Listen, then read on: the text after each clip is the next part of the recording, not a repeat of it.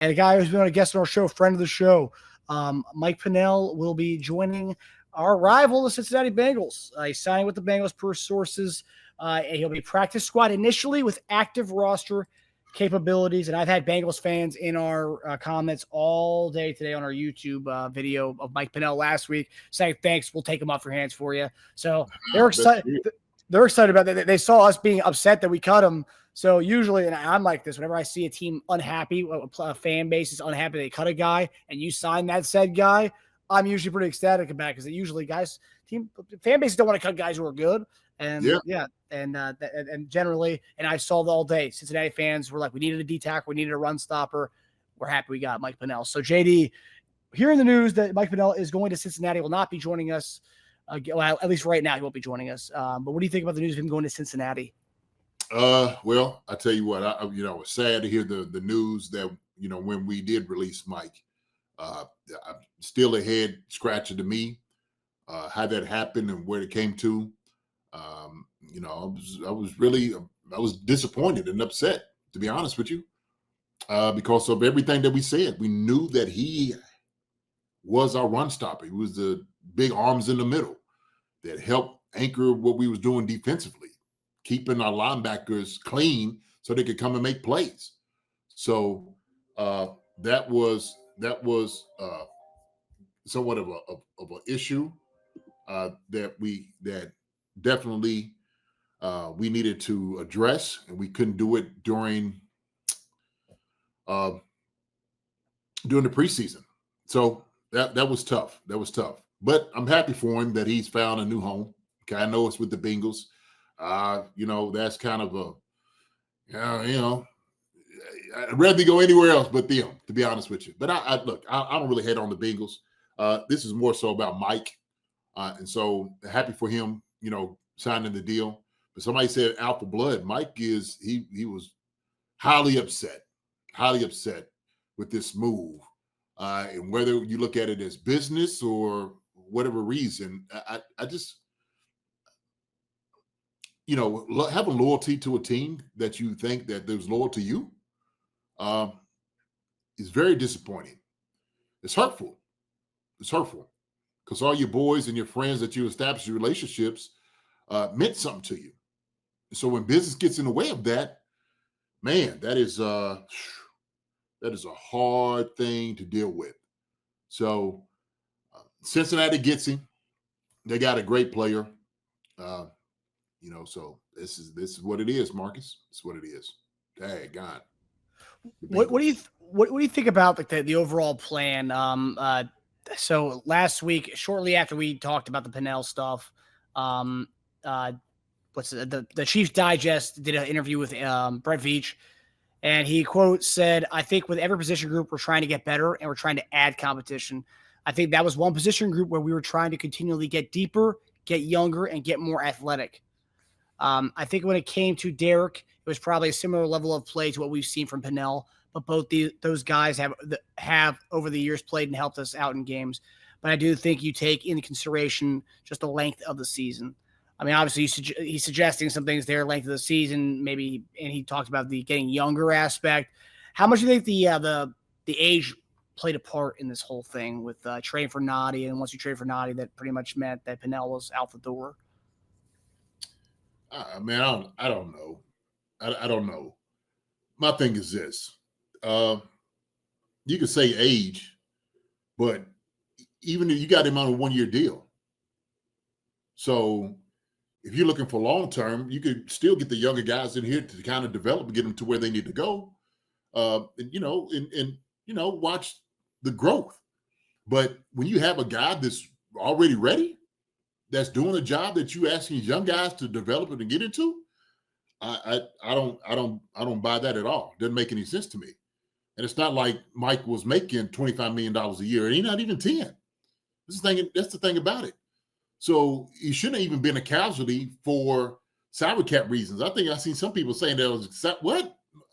No, that wasn't a salary cap move. Didn't make any sense to me. So I know everybody's has, their different theories about it. The issue I have with it is Mike Pennel was a veteran that was effective, that did everything we asked him to do, and then some, was a leader on the team, big brother, everybody, didn't cost us a lot of money. So why would you get rid of a guy like that? These other guys, yeah, like Lars Zinger said, Omar's not ready now to be in that position. We got some other guys here that I think can actually give us some things, but are they ready to move into that role now too? I don't see that, at least for me. I didn't see that now, especially when you got a guy that's already ready, raring to go, does a great job of it. But hey, man, that's their decision. That's their decision. So, yeah. Even in the article, he also said at the end of the article, I think we'd always be open to that for sure. Mike's a guy that he's a special human being, and we love Mike. He's one of those guys that I feel every time we've gotten him back in the short spurts, it's been the best he has. I mean, even at his age, he's a juice guy and he's an energy guy. We love him. So certainly keeping that door open as well. I think all options are open for us at that position. When he says something like that, I think all options are open for us at that position. That kind of scares me, right? Because you let Mike Pennel go. We know what he's good at. You know he's a run stuffer. Yeah. And you have no more Omar Norman Lott. You brought back Derek Nottie. We kind of already know what Derek Nottie is at this point. Which if you compare him and Mike Pennell's play, I think Pennell is a better run stuffer than Nottie is. That's why we ended up going for Pennel to keep him around and letting Nottie go to the New York Jets in the first place, which I thought is interesting that we bring him back and let Pennel go, kind of do the vice versa thing there. But saying all options are open when we play our first game in a couple days here, and it's like it feels like they're just kind of going with like the mystery, the mystery at that other D tackle rotation spot, which is just interesting to me. It's an interesting way to play it. We got a couple days here before the first game of the season, and I'm not signaling a siren and an alarm here. I'm just saying it's an interesting way to play it right so close to the season. Where we talked pre-draft, we talked about not only getting a defensive tackle like a Norman Lott, but there's a lot of good defensive tackles in this draft, run stuff for types that you could have gotten day 3 and trade back in to get a day 3 guy. But we didn't do that. So it was like, okay, well, all right, well, we must be happy with what we have in-house. And it seems that we really weren't happy with in-house. And now where it's kind of like, what I guess we'll see what happens during this week 1 game. They're going to use this game as a trial run to see if they like the DT rotation. I don't know. When you hear Veach say all options are open when a week before the season starts, what do you make of that? I'm looking at it. Is it a plan? Is there a plan there? All options open. I mean, right now, we're kicking the ball off on Friday. So I get all options open. Sure. I got that. But have somebody in place while you still have options. The options open doesn't change when you still have somebody who's capable to do that job, right? And he's not costing you a whole lot of money. So that's the thing. It's just, it's one of those things that's being said. I guess, Veach and him, like I said, man, they make a decision, how they saw it. Like KT Lee said, they must have saw something during camp. I don't know what that was. I have all options open. But if guys are not ready and you're waiting for them to get ready and you don't have a guy and all options open, that means you're still searching for guys to kind of get here, fine. But during that time, have somebody here who is actually doing the job. That's the question. For me, it doesn't make any sense, like, just to move on from a guy if the guy's doing the job. Is it something during camp they didn't see, they didn't like, or, what was it that they might have, concern for them? I don't know. I just, because it's not a definitive answer. About just moving on and saying, hey, this is the reason or whatever. And I get, maybe didn't want to really get into that.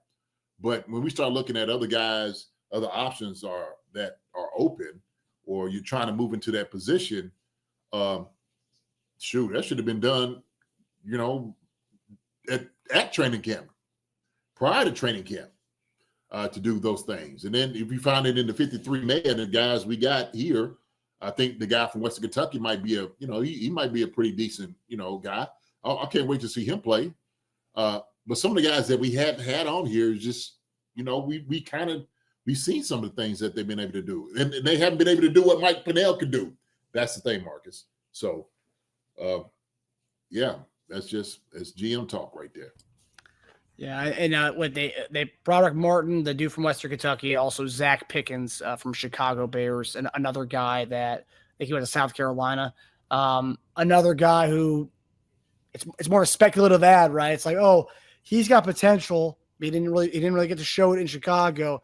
Add him to the practice squad, and maybe we see who's the best of those two, and each week you kind of rotate that. That for me is just like it's a weird way to go about it when you've had the whole off season, and now it's September.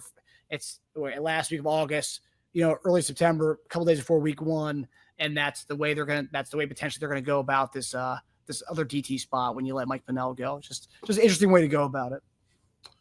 It is, and I get G's sentiment right here, right, of saying got to throw the rookies in the lion's den. That's what they did in 2022 draft class. The thing is with that.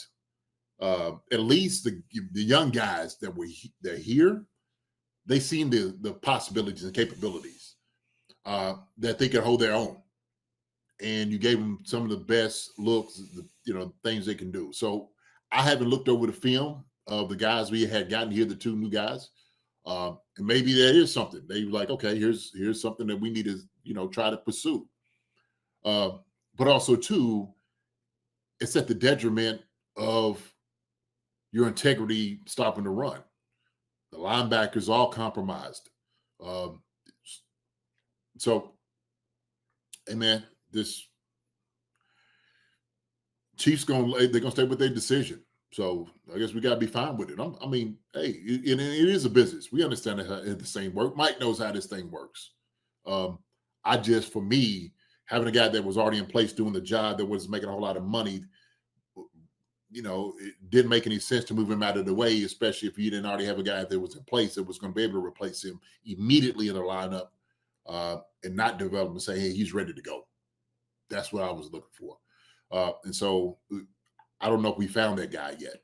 So J-Dub, sometimes change is good. I mean, maybe one of these young guys can step up, perhaps Tillery. I like Tillery. I have no problem with Tillery whatsoever. I think he's versatile. You can move him inside and outside. I like change. Change is good. But did the change have to be Mike? That was the question. It could be changes other places. So, and it looked like some places kind of remained the same. That hadn't really been stellar. So I'll leave it at that. Yeah, I agree. Mike Brennan says Pennel didn't look that good versus the Seahawks, but I've seen a common sentiment, that same sentiment that is being spoken here. And we kind of talked about that. Playing next to Chris Jones, who the guy he will ultimately be playing next to when it comes to week 1, is a bit different than playing against, the rookie Omar Norman Lott in that Seahawks game, right? I mean, it's just different. Hence why when Jones came that last game, the entire defense looked great. The series that he was 95 was in there. So it's just, and we've seen what Pennel does when next to Chris Jones. That's also what we've seen. That's a fact. We know what he can do with next to Chris Jones. So what I would say is the entire defense didn't look good, Mike.